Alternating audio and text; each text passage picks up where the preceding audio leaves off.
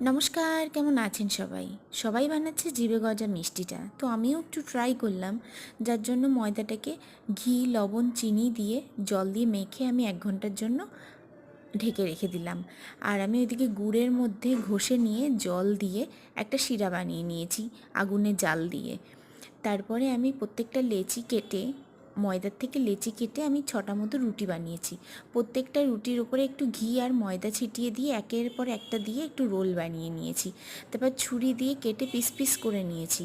প্রত্যেকটা পিসগুলোকে আলতো হাতে এপাশ ওপাশ করে বেলে নিয়ে কড়াইতে তেল দিয়ে আমি ভেজে নিয়েছি। আর যে গুড়ের শিরাটা বানিয়েছি তার ভেতরে ওই ভাজা গজাগুলি একটু ঠান্ডা হলে ওর ভেতরে চুবোতে দিয়ে দিয়েছি, শিরার মধ্যে দিয়ে তুলে নিয়েছি। খেতে কিন্তু অসাধারণ হয়েছিল।